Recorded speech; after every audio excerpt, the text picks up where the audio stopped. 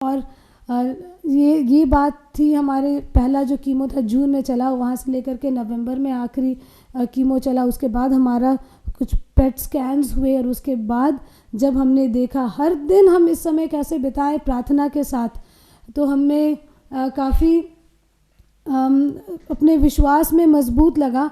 और जब हम प्रार्थना के बाद जब पापा के पास पिताजी के साथ बैठते बातें करते, हम तो ये नहीं बयान नहीं कर पाएंगे कि उनके अंदर क्या चल रहा था, लेकिन हम कमज़ोर नहीं पढ़ना चाह रहे थे। और फिर दिसंबर में जब दोबारा से पेट स्कैन हुआ तो सबसे बड़ा जो न्यूज़ वो हमारे पास आया कि उनके शरीर में जो लिम्फोमा हो गया था उन्हें, और उनका जो मैलिग्नेंट सेल्स था अभी एक भी नहीं है।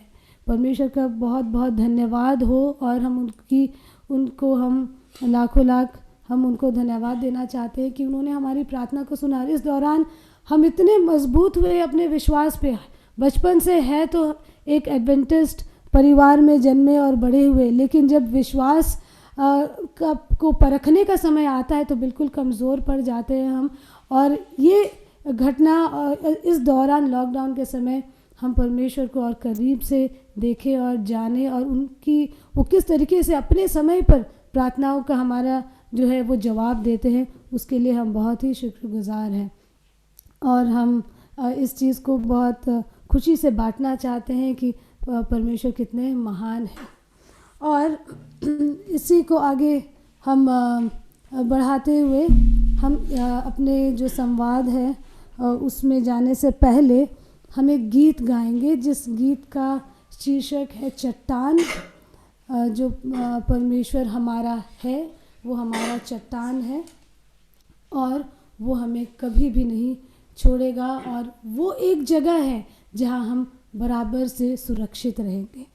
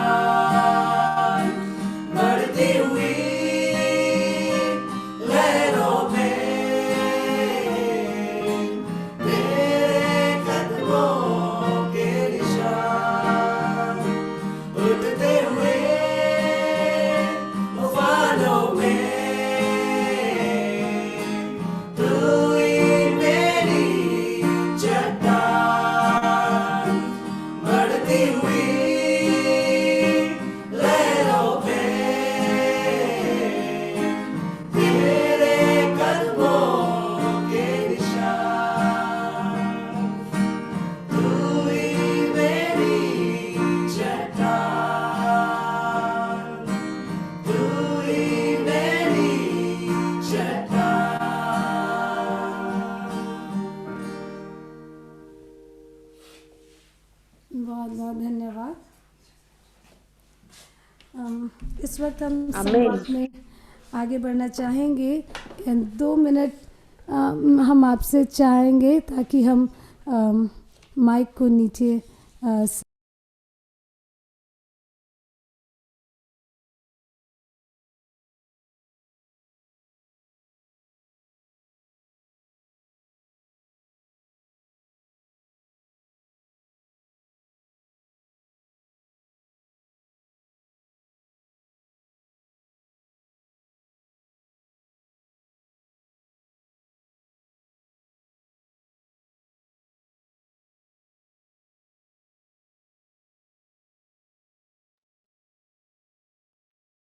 आवाज नहीं आ रहा है।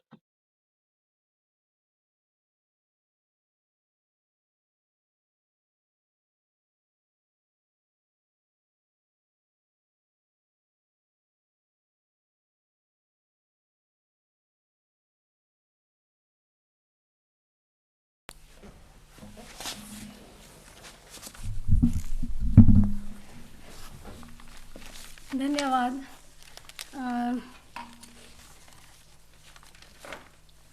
जब हम कहते हैं इट्स फैमिली वर्शिप टाइम, ये पारिवारिक उपासना का समय है,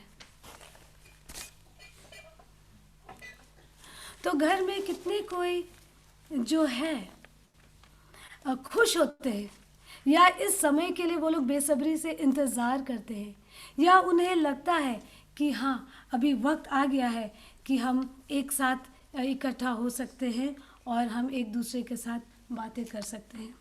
इससे पहले कि मैं आगे बढ़ूँ, मैं रिक्वेस्ट करूँगी हमारे एडमिन को, क्या आप मुझे ये परमिशन दे सकते हैं कि मैं स्क्रीन शेयर कर सकूँ?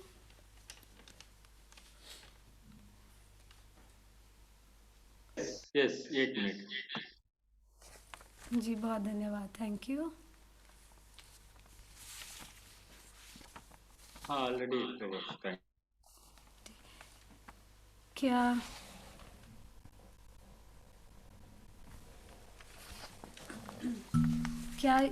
साफ साफ नज़र आ रहा है? स्क्रीन हमारा क्या नज़र आ रहा है? हाँ हाँ, जी, ओके। Thank you.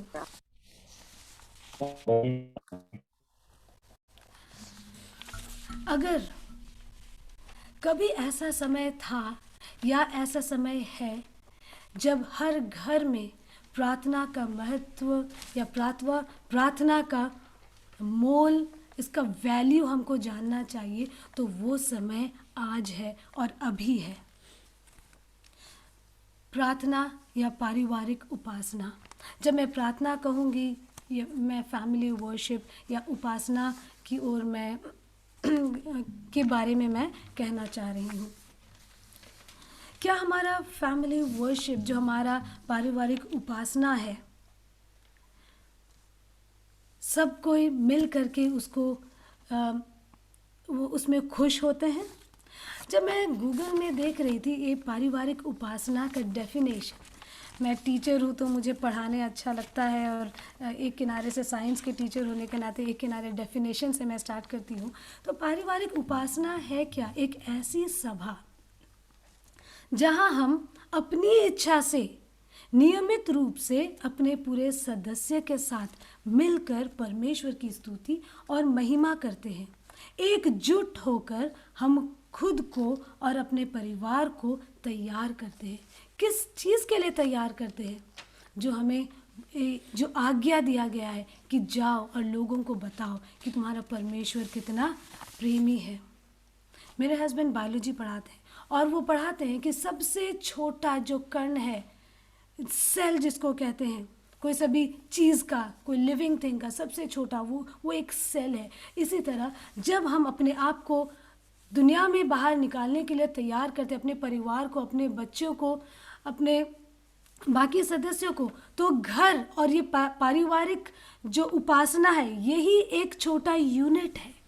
जब हम आ करके मिल करके एक दूसरे को हम सिखाते हैं और चर्च की सेवा में अपने आप को तैयार करते हैं, उसके बाद सोसाइटी को के लिए हम अपने आप को तैयार करते हैं, और ये बढ़ते जा करके हम पूरे विश्व में कुछ फ़र्क ला सकते हैं पारिवारिक प्रार्थना के द्वारा।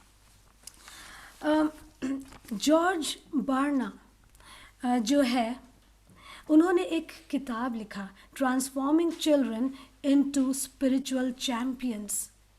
किस तरह बच्चों को चैम्पियन बनाया जा सकता है आत्मिक तौर से। और उसमें उन्होंने एक सर्वे रखा था। वो उन्होंने एक पढ़ाई किया था, लोगों से मिल करके एक उन्होंने कुछ नोट्स बनाए थे, जिसमें वो कहते हैं कि 85% जो लोग हैं, 85% लोग, 85% माता पिता ये विश्वास करते हैं कि अपने बच्चे का लालन पालन में जब वो बड़ा करते हैं बच्चों को, तो उनके जीवन में जो नैतिक शिक्षा जो उनको दिया जाता है और आत्मिक शिक्षा, आत्मिक विकास जो उनका होना चाहिए, वो माता पिता के द्वारा ही हो सकता है और किसी और के द्वारा नहीं। लेकिन उसके बाद जब देखा गया कुछ परिवारों को जो चर्च जाते हैं, चर्च जाने वाले परिवार, हम एक पूरे तरीके से हम सारे डिनोमिनेशंस को मिला के बोल रहे हैं, जो चर्च जाने वाले परिवार में देखा गया कि 10% से भी कम लोग घर में बाइबल पढ़ते हैं या प्रार्थना करते हैं, मतलब खाने के समय वाला प्रार्थना छोड़ करके 10% से भी कम। यहाँ तक कि कोई दूसरे सभा नहीं लेते हैं। उन परिवारों के बारे जो चर्च जाते हैं, एक परिवार 20 में से 20 अगर परिवार लेते हैं, उसमें से एक है जो घर में उनका वर्शिप जो है वो आराधना उपासना का उनका प्रोग्राम रहता है घर में, नहीं तो नहीं। चलिए हम एडवेंटिस्ट परिवार को ही देख लें। हम एडवेंटिस्ट परिवार में ही क्यों ना हम देखें। एडवेंटिस्ट परिवार में जब हम देखते हैं तो उसमें देखा जाता है कि 40% एडवेंटिस्ट फैमिली जो है वो घर में वर्शिप नहीं करते या उपासना नहीं करते हैं। उनका जीवन सुबह से लेकर शाम तक ऐसे ही बीत जाता है और हम अपने लोगों परमेश्वर के लिए समय अलग नहीं कर सकते। इनफैक्ट हम कभी अलग कर भी सकते होंगे, लेकिन उसका हम ज़रूरत बिल्कुल नहीं समझते हैं। 27% जो है वो लोग वर्शिप करते हैं और 33% जो है सप्ताह में एक बार वर्शिप करते हैं। अगर हम उपासना करते हैं अपने घर में, तो हमारा उपासना, अगर हम उन 27% लोगों में अगर हम हैं, तो हम अपनी उपासना को किस तरीके से करते हैं। जैसे मैं शुरू से ही इस चीज़ को कहना चाहती हूँ कि क्या उपासना में हमारे बच्चे शामिल होना पसंद करते हैं। हम मोविन से सुनना चाहेंगे कि हम अपने जो ये वर्शिप या उपासना का जो सभा है, जो घर में हम इसे अलग रखते हैं, किस तरीके से उसको हम और प्रभावशील कर सकते हैं और हम एक सुंदर वातावरण अपने सामने रख सकते हैं। आइए हम देखेंगे किस तरह से हम पारिवारिक उपासना को प्रभावशाली बना सकते हैं। इसमें मेरे 5 पॉइंट है।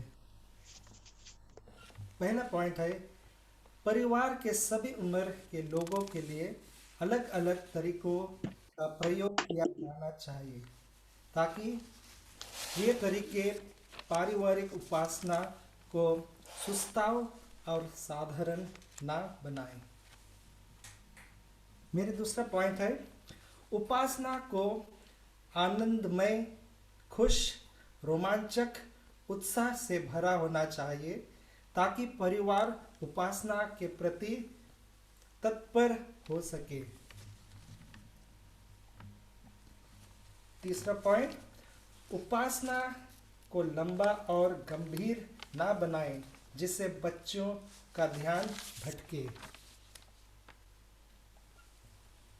चौथा पॉइंट, उपासना में सभी की भागीदारी रहे। जो पढ़ सकता है उनकी पढ़ने की बारी आए। ऐसे ही प्रार्थना के समय भी हो। छोटे बच्चे जो पढ़ नहीं सकते उनके कुछ शब्द या छोटे वचन बोलने दे। ऐसे गाने सिखाए जिससे परिवार जुड़ाव महसूस कर सके। और आखिरी पॉइंट है, बड़े बच्चों को पारिवारिक उपासना लेने का भार दे। यह बच्चों में आत्मिक और आत्मनिर्भरता को बढ़ाने का अच्छा तरीका है। तो ये 5 तरीके जो हमने देखे, 5 तरीके, इन 5 गाइडलाइंस को हम अपने दिमाग में रखते हुए अपना जो है पारिवारिक प्रार्थना सभा जो है उसको हम आगे बढ़ा सकते हैं। ज़्यादातर देखा जाता है, अगर हम देखते हैं आम तौर पर हमारा जो प्रार्थना सभा है, हाँ मानते हैं हम सवेरे और शाम प्रार्थना करते हैं और हमारी सभा होती है, लेकिन उसको हम कभी कभी थोड़ी मोनोटोनस कर देते हैं, या हम कभी जो है ना एक फॉर्मूला बैठा देते हैं जिसमें होता है हम कुछ पढ़ लिए, हमारे घर के बड़े जो है वो एक कुछ पढ़े, एक किताब है उसे पढ़े, उसके बाद हम प्रार्थना किए, हम गाना गाए और सेवा का भावना के साथ हम अपने जो विनती है, जो सभा है, उसको हम अंत किए। लेकिन क्या हमारे बच्चे सच में इसमें इन्वॉल्व हो सके? क्या वो अपने आप को इस प्रार्थना सभा का एक भाग, क्या वो अपने आप को महसूस कर पाए? क्या उनको कभी मौका दिया गया पूछने के लिए कि आपको कैसा लगा, या आप क्या कहना चाहते हैं, कि या वो सुन भी रहे थे जब हम इन सारी चीज़ों को कर रहे थे? हम बाइबल में बहुत सारी हम एग्जाम्पल्स पाते हैं, हम उदाहरण हमको मिलता है। हम सवेरे से लेकर के जब मीटिंग में भाग ले रहे थे तो हमने बहुत सारे उदाहरणों को देखा, जिसमें आयजूब की उदाहरण आयजूब 1:5 में हमको मिलता है कि किस तरीके से वो अपने बच्चों के लिए प्रार्थना किए, वो अपने बच्चों का के पाप के लिए प्रार्थना किए। मैं केनी से चाहूँगी कि वो इसे पढ़ दे, आयजूब जोब 1:5, वो जल्दी से ये टेक्स्ट हमें पढ़ के सुनाए।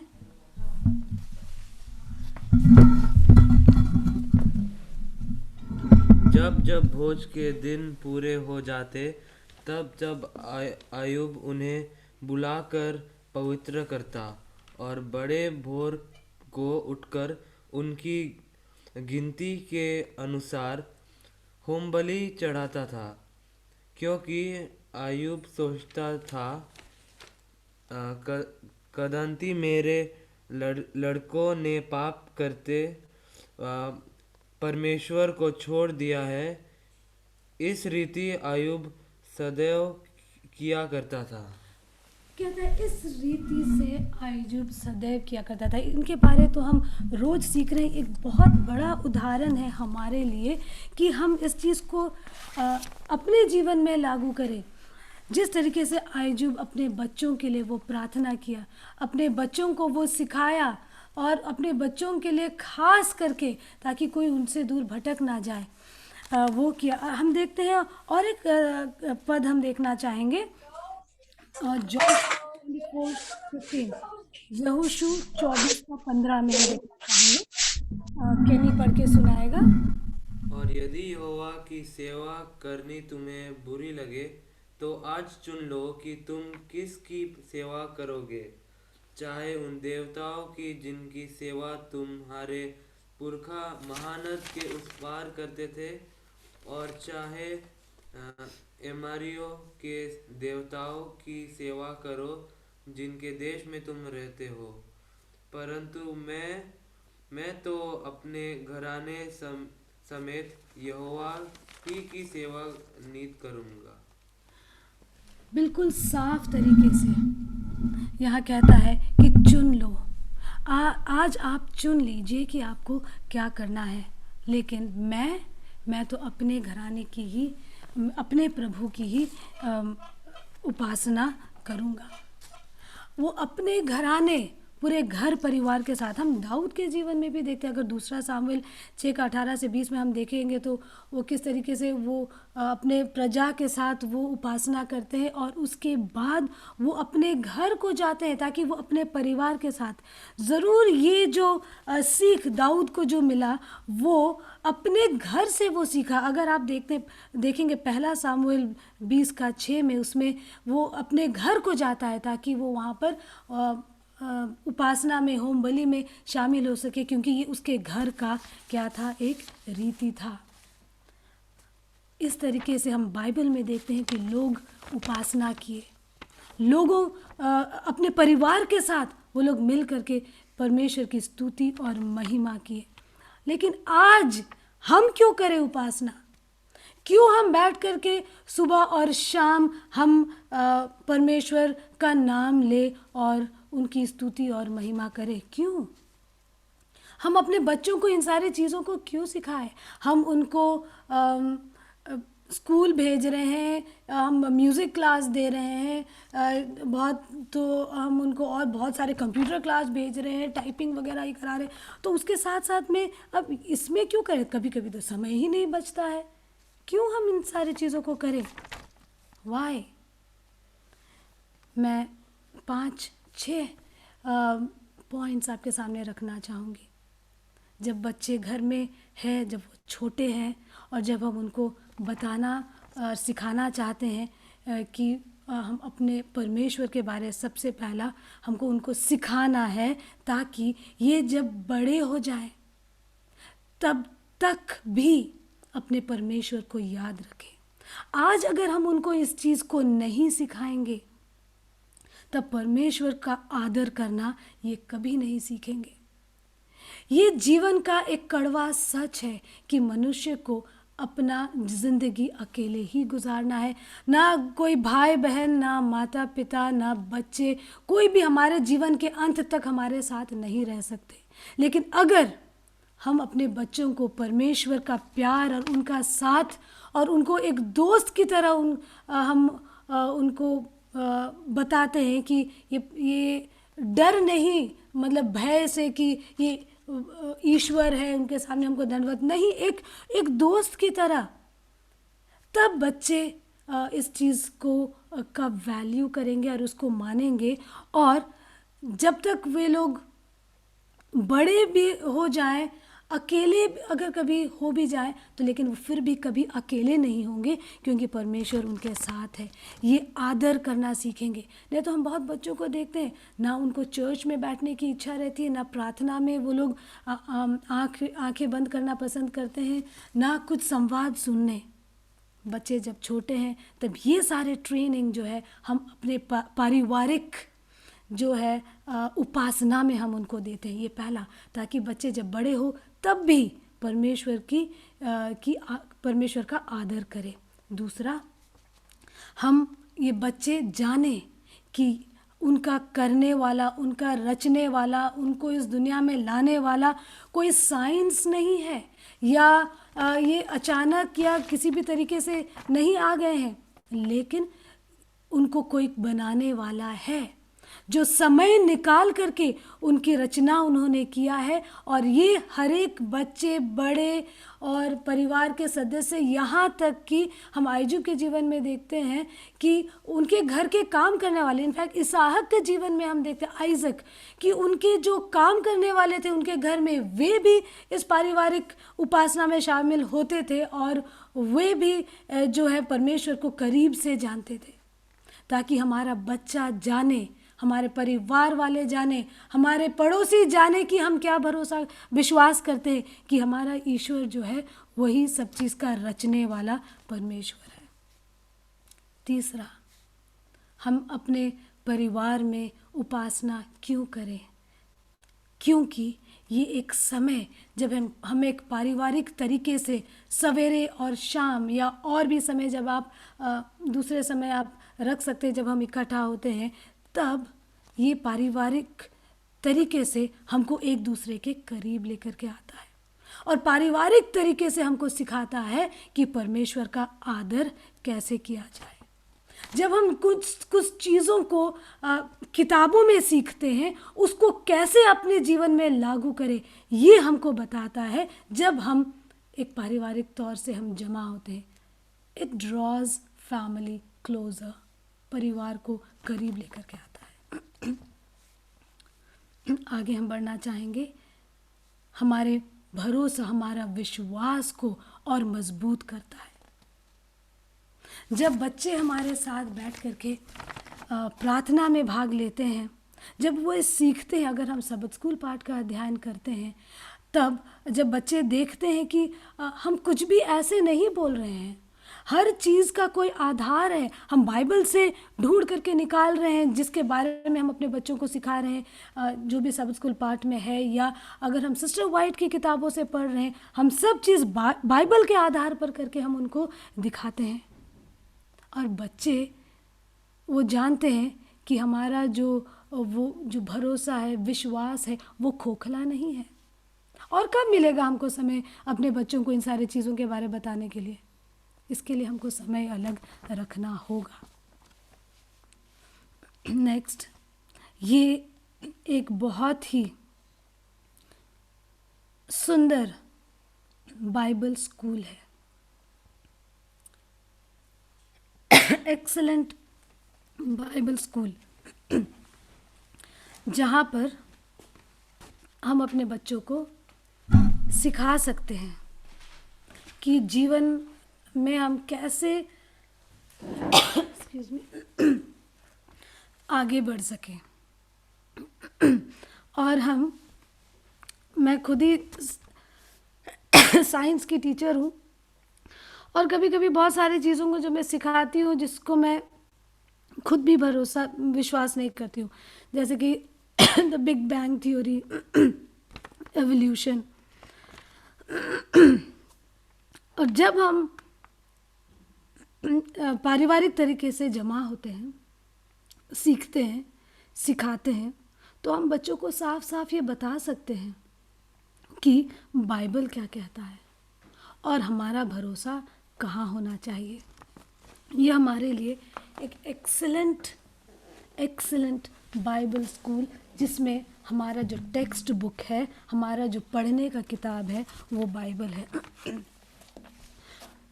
हम देखते हैं फिर से एक जो है एक सर्वे किया गया और बच्चों के ऊपर, और देखा गया जो बच्चे 5 से 13 की उम्र के हैं, बड़े होकर के ये अपने परमेश्वर को, अगर पहले 5 से 13 के बीच में अगर इनको बताया जाए, इनको बाइबल की शिक्षा दी जाए, तो ये लोग अपने सिखाए हुए से 32% जो बच्चे हैं, सिखाए हुए चीज़ से मुड़ेंगे नहीं और मुकरेंगे नहीं, पकड़े रहेंगे।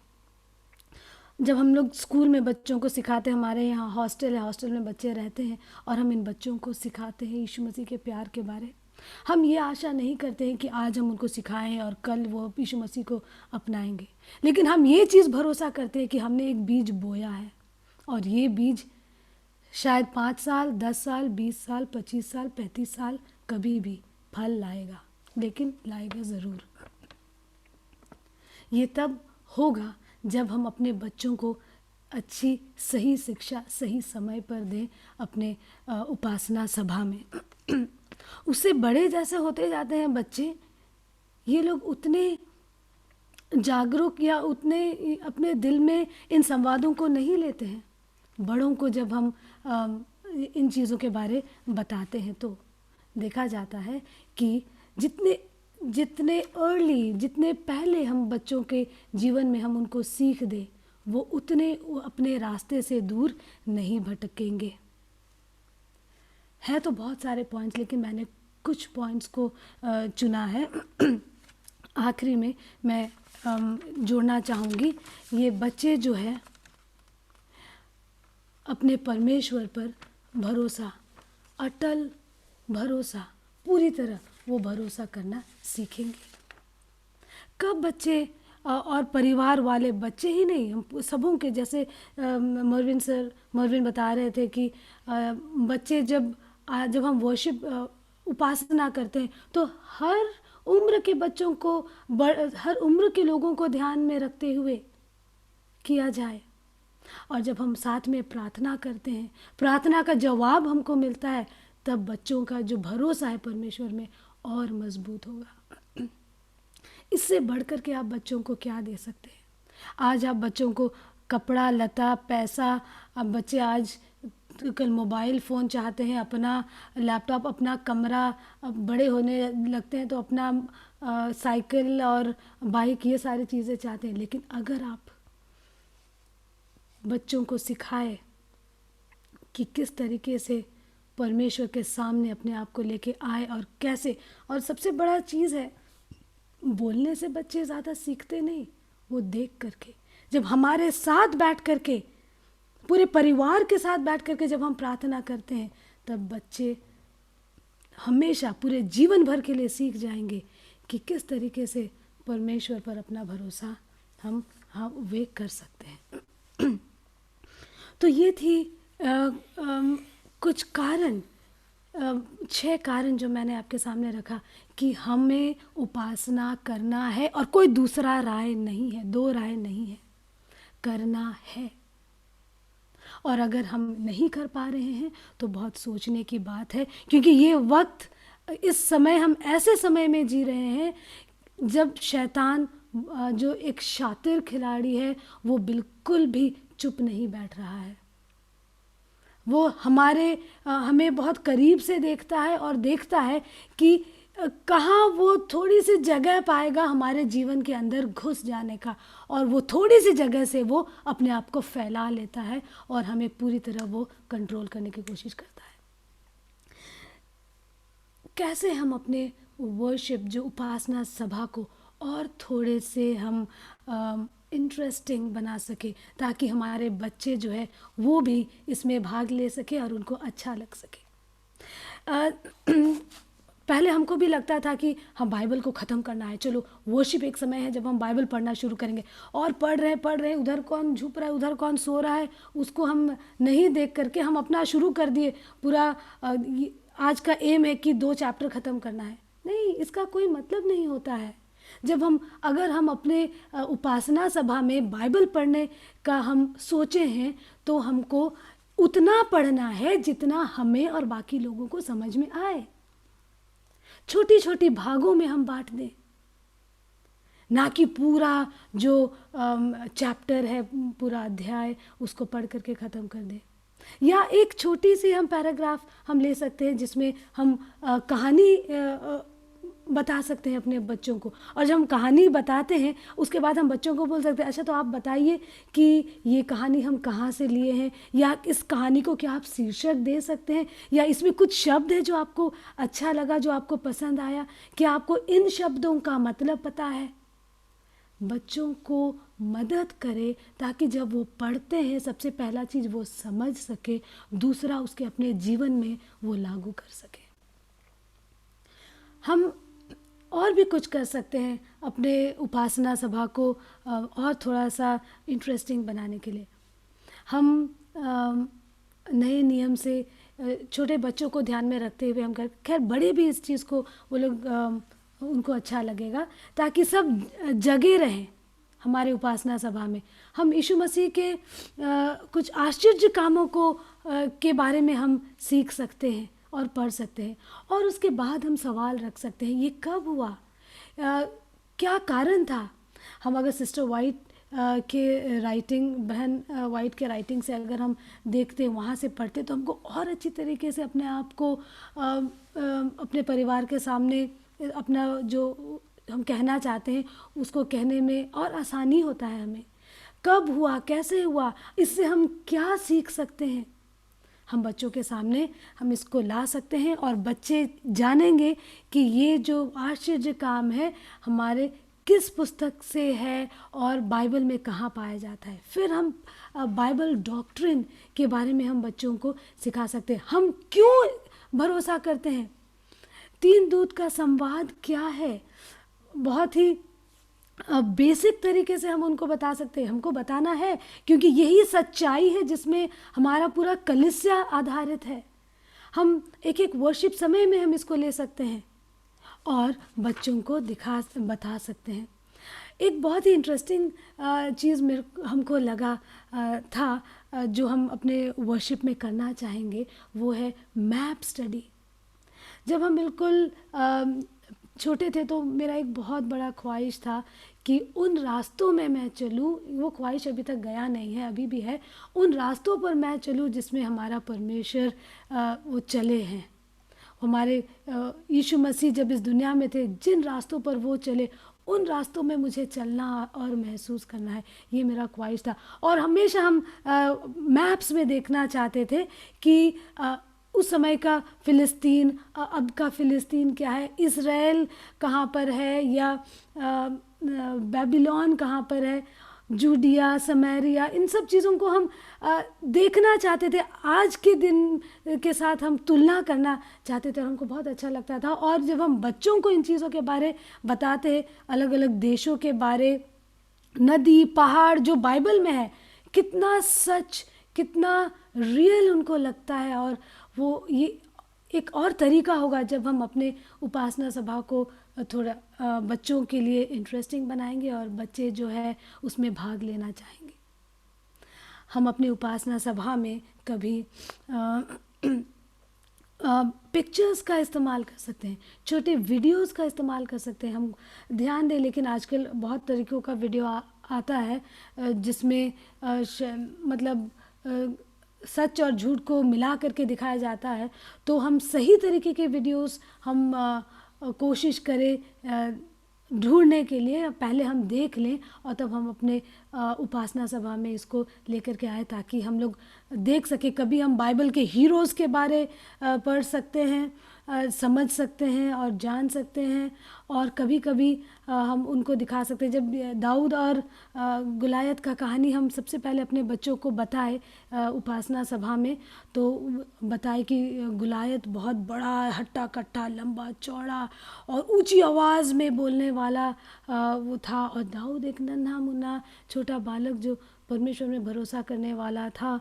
और पूरे कहानी के अंत में जब हम मेरे छोटे बेटे को पूछे तो आप किसके जैसा बनना चाहते हैं, वो तुरंत बोला मैं गुलायत के जैसा बनना चाहता हूँ। वो बच्चे के दिमाग में हम जैसा बोलेंगे वैसा छप जाता है, लेकिन जब हम पिक्चर्स के साथ उनको कहानियों को पेश करते हैं तो वो साफ साफ हमारा जो कहानी का जो मतलब है उसको समझ सकता है और वो उन्हें जान सकता है।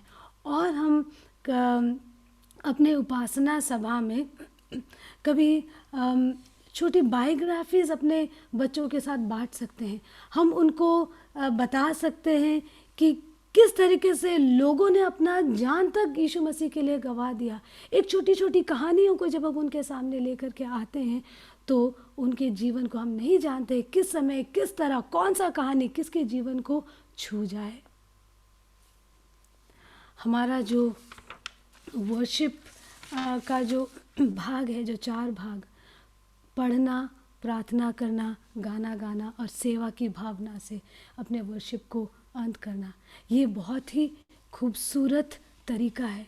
लेकिन अगर इस तरीके में हम कहीं चूक जा रहे हैं और हमको अपना वो पूरा 100% रिजल्ट्स हमको नहीं मिल रहा है अपने परिवार में, अपने बच्चों में, तो हमको सोचने की आवश्यकता है।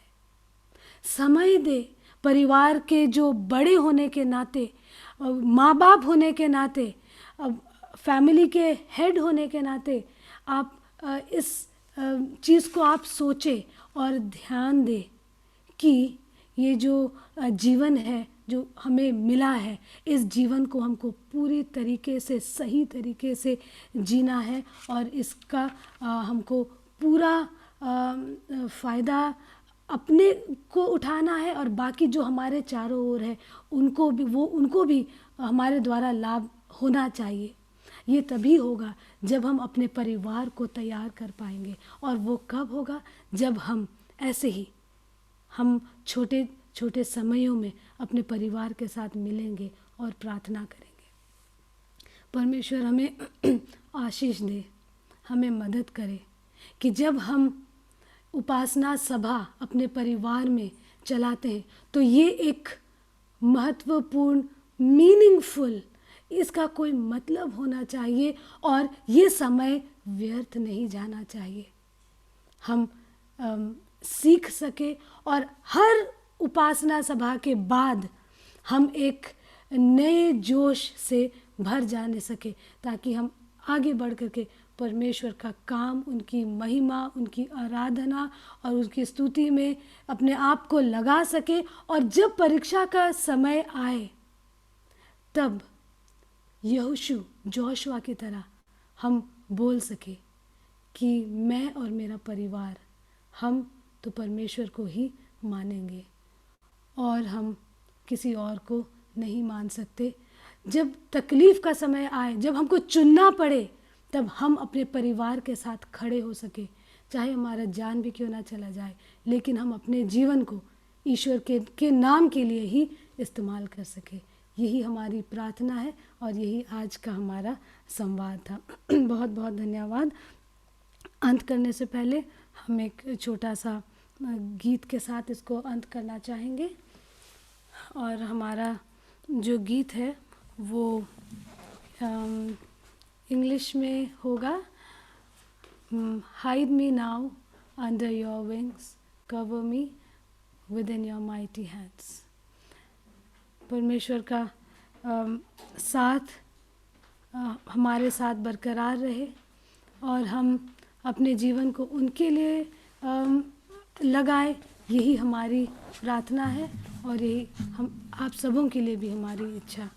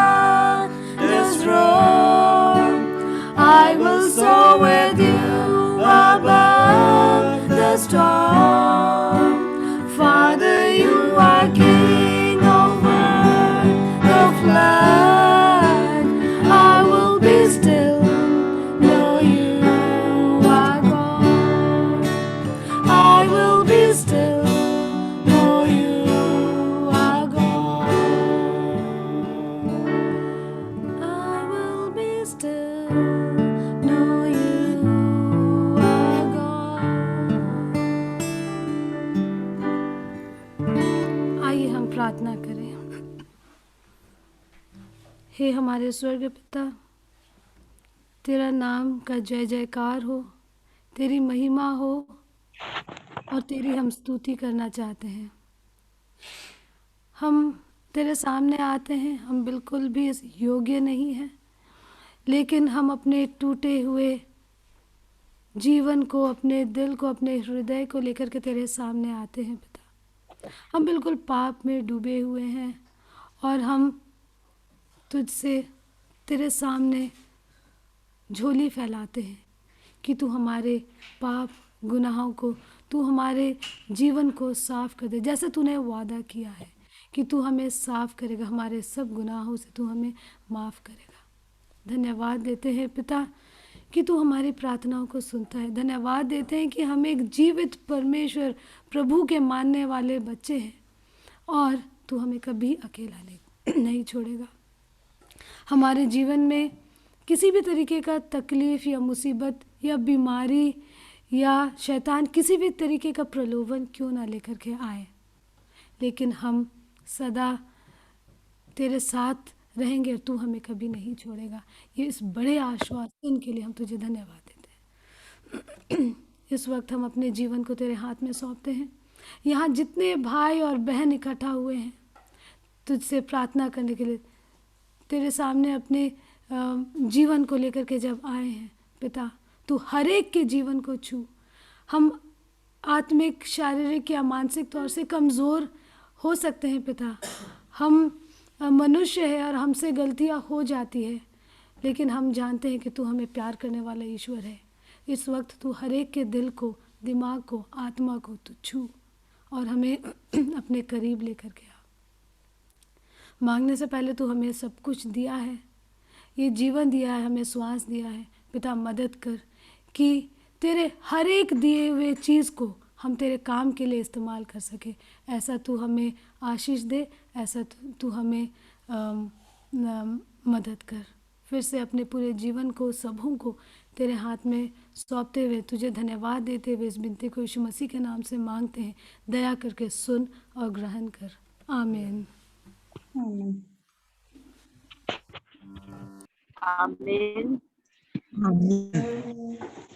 मैं बहन जनेल को और पूरे परिवार को बहुत बहुत धन्यवाद देना चाहती हूँ। बहुत ही अच्छे से उन्होंने आज हमें बताया कि हमारा जो बच्चों का इन्वॉल्वमेंट कितना इम्पोर्टेंट है, क्योंकि हमारे बच्चे हैं जो हमारे परिवार का अहम हिस्सा है। तो हम लोगों को प्रार्थना में बच्चों को इन्वॉल्व करना चाहिए और बहुत ही अच्छे से उन्होंने पेश किया। बहुत बहुत धन्यवाद।